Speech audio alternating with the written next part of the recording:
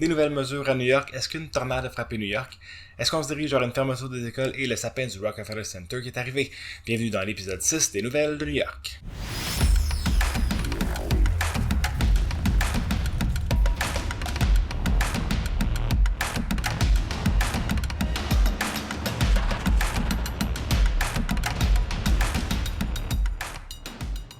Bonjour, salut tout le monde, bienvenue dans l'épisode 6 des nouvelles de New York. Tout d'abord, merci beaucoup d'être là. Si vous voyez cette vidéo, c'est que vous êtes membre Patreon. L'audio va également sortir en même temps que la vidéo. Merci beaucoup à ceux qui se sont abonnés en audio. Sinon, comme je le disais la semaine dernière, les épisodes en audio vont sortir dans quelques semaines sur Spotify. Question de garder l'exclusivité et la primeur aux gens qui sont abonnés à notre page Patreon. Merci beaucoup, c'est super apprécié. Si vous n'êtes pas abonné et que ça vous intéresse de vous abonner, l'adresse va être dans les commentaires ou dans la description du fichier audio que vous entendez en ce moment. Allons-y pour des nouvelles mesures qui vont être mises en place à New York. Et oui, je vous en parlais la semaine dernière.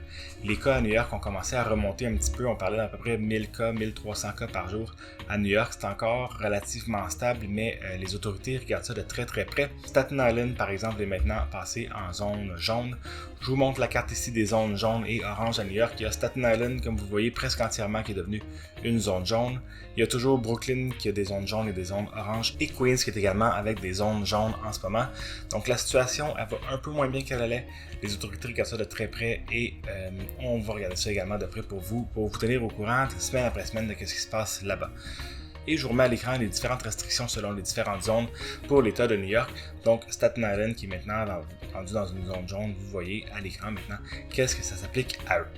Également maintenant en vigueur depuis la semaine dernière, les gyms, les bars, les restaurants doivent être fermés à partir de 22h jusqu'à 5h du matin. Pour ce qui est des bars et des restaurants qui offraient de l'alcool, c'était déjà le cas à partir de 11h qu'ils devaient fermer, maintenant à partir de 10h.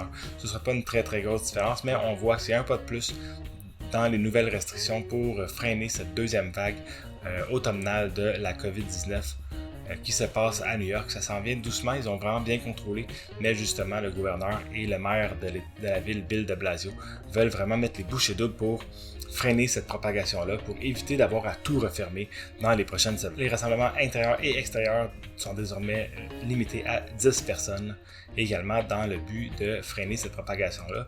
Ça fait partie des nouvelles mesures qui ont été mises en place cette semaine. Ces mesures-là s'appliquent à l'ensemble de l'État de New York. Avec le taux de positivisme qui augmente un petit peu, on s'attend à avoir de nouvelles mesures s'appliquer dans les prochains jours, les prochaines semaines. On va vous tenir au courant, bien sûr, sur Destination New York, que ce soit par le biais de nos vidéos comme ça à chaque semaine, ou encore directement sur le site web de Destination New York. Alors, une tornade qui aurait frappé New York, oui, aujourd'hui on est le 16 novembre, le jour qu'on enregistre cette vidéo. Hier, le 15 novembre, il y a eu une alerte de tornade sur l'État de New Jersey, près de New York, ainsi que sur la ville de New York en partie. Une cellule orageuse est passée dans le coin de New York et de New Jersey. Et ça a fait vraiment des gros dégâts, des gros ravages. Il y a eu des toits qui ont été arrachés, des arbres qui ont été arrachés. On parle d'environ 100 000 personnes qui ont été privées d'électricité au moment fort du passage de cette cellule orageuse-là. Et je vous montre à l'instant un extrait de quelques vidéos qui ont été prises à New York hier soir.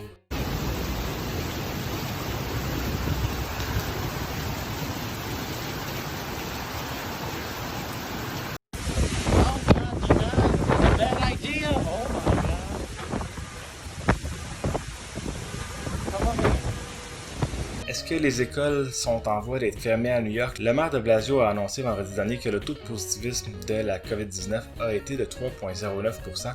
Ça, c'est au-dessus du seuil minimum qui avait été établi par la ville et par les autorités sanitaires de 3% pour prévoir une éventuelle fermeture des écoles.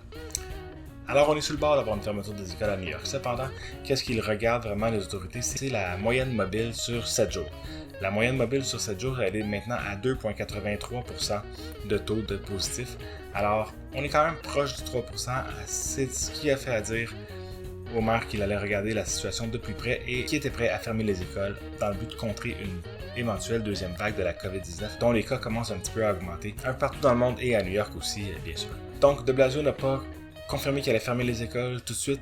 On sent que ça s'en vient, on sent qu'il y a un deuxième confinement qui s'en vient à New York. Il n'y a pas rien de confirmé encore à ce sujet-là, mais le maire a tout de même demandé aux parents de la ville de se préparer, d'avoir un plan dans le but d'une éventuelle fermeture des écoles, un plan qui pourrait permettre à leurs enfants de poursuivre l'éducation à distance et pour eux-mêmes de pouvoir continuer à travailler à distance dans le but de ne pas freiner l'économie complètement comme ça avait été le cas lors de la première vague au printemps dernier. Maintenant, on va y aller avec une bonne nouvelle. Le sapin du Rockefeller Center est enfin arrivé et il est installé à sa place depuis samedi dernier, samedi le 14 novembre. Un magnifique sapin qui fait 22 mètres de haut et qui pèse 11 tonnes. Ce sapin-là a été trouvé dans une petite ville à au-dessus de 250 km de Manhattan.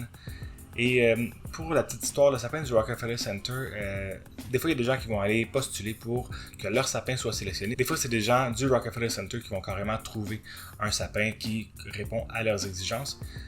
Le Rockefeller Center ne paie pas pour le sapin qui est installé à côté de la patinoire. C'est un don que les gens vont faire, que la famille va faire pour l'offrir pour la célébration des fêtes au Rockefeller Center. Qu'est-ce qui se passe après avec le sapin?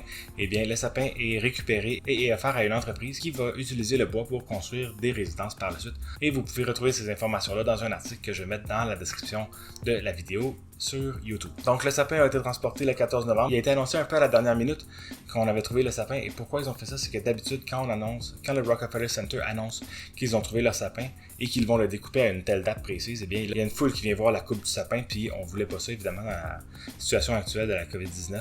Ils ont voulu réduire les foules, alors ils ont tenu un peu secret le lieu du sapin. Ça a été annoncé quand c'était le temps de le couper et il a été transporté ensuite par camion, amené au Rockefeller Center et installé le samedi dernier, le 14 novembre, comme je l'ai dit un peu plus tôt.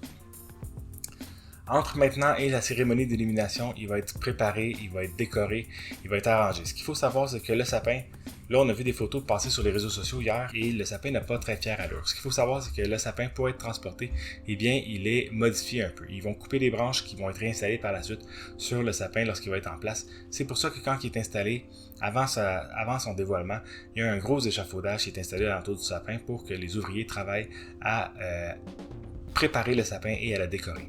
Il va y avoir des dizaines de milliers de lumières LED qui vont être installées dessus et une étoile de Swarovski à son sommet. La cérémonie d'illumination, qui est quelque chose qui est extrêmement populaire à chaque année, qui fait courir les foules. Cette année, ça va être sans foule qui va avoir lieu et ça va être le 2 décembre. Je vous tiens au courant sur comment on va pouvoir voir cette cérémonie-là. Certainement qu'elle va être diffusée probablement en ligne, mais je vais vous donner toutes les informations dans les prochaines semaines, d'ici le 2 décembre prochain. Et avec l'illumination du sapin du Rockefeller Center, c'est un peu ce qui lance la période des fêtes à New York. Ça va être une période des fêtes un peu différente, surtout, comme je le disais un peu plus tôt dans la vidéo, que là, les cas commencent à remonter, le taux de positivisme commence à remonter un petit peu. On s'attend à des nouvelles mesures qui s'en viennent dans les prochaines semaines. Un temps des fêtes un peu différent à New York, mais avec les nouvelles qu'on a reçues cette semaine, comme quoi qu'il y avait des vaccins qui étaient en bonne voie pour être disponibles dans les prochains mois, et bien ça donne espoir que l'année prochaine, en 2021, on puisse aller célébrer le temps des fêtes à New York. C'est ce qui fait le tour des nouvelles cette semaine. Je vous remercie encore une fois beaucoup d'être avec nous à chaque semaine comme ça, et merci de suivre Destination New York, c'est super apprécié. Je vous dis à la semaine prochaine pour d'autres nouvelles de New York. Salut tout le monde!